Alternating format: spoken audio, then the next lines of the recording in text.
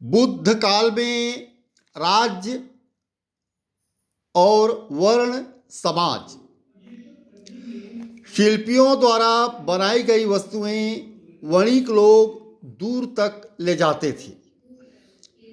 500 गाड़ी माल की चर्चा होती आई है।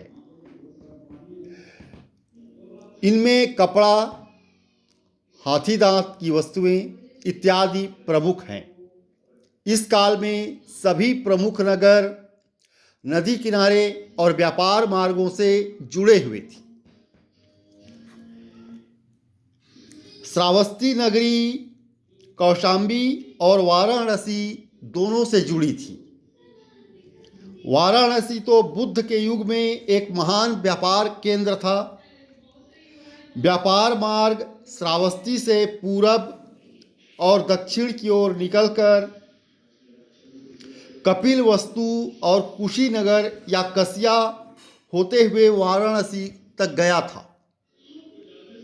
सौदागर पटना में गंगा पार कर के राजगीर जाते थे। वे नदी मार्ग से आधुनिक भागलपुर के निकट चंपा भी जाते थे। यदि जातक कथाओं को आधार माने तो कोसल और मगध के वणिक मथुरा होते हुए उत्तर की ओर बढ़ते बढ़ते तक्षशिला तक पहुंच जाते थे।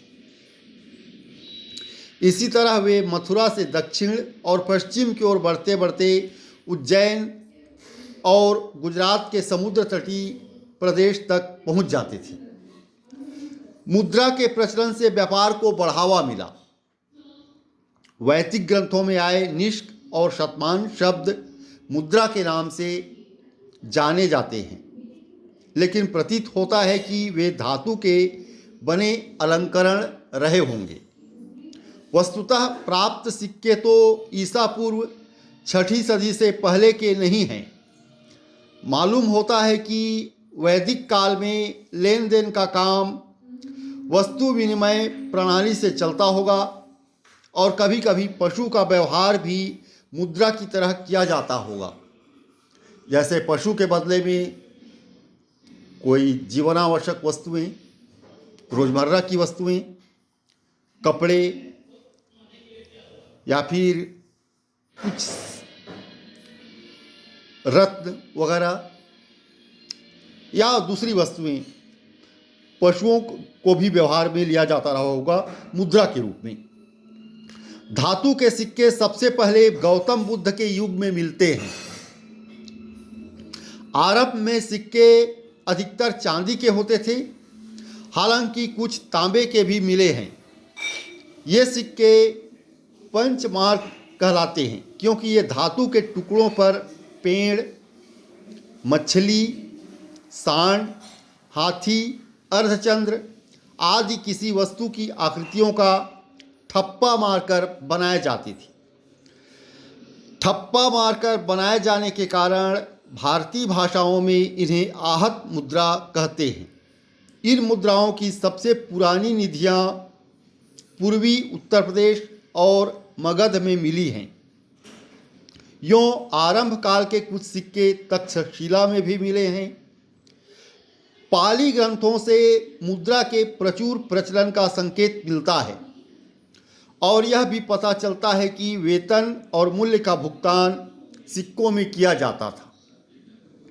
सिक्के का प्रचलन इतना व्यापक हो गया था कि एक मरे चूहे का मूल्य भी सिक्के में आंका गया है। संभव है कि लिखने की कला अशोक से करीब 2 शतक पहले शुरू हुई हो। आरंभ के अभिलेख शायद पत्थर और धातु पर अंकित न होने के कारण लुप्त हो गए हैं। लेखन से न केवल नियमों और कर्मकांडों का संकलन संभव हुआ, बल्कि लेखा जोखा रखना भी आसान हो गया, जो व्यापार में, कर संग्रह में और बड़ी बड़ी वेतन भोगी सेना रखने में परमावश्यक था। इसी काल में सूक्ष्म मापन विषयक ग्रंथ भी रचे गए जो शूल सूत्र कहलाते हैं। ये ग्रंथ प्रमाणित करते हैं कि इससे पूर्व लेखन कला प्रचलित हो चली थी। इन ग्रंथों से खेतों और घरों के सीमांकन में सहायता मिली। धन्यवाद।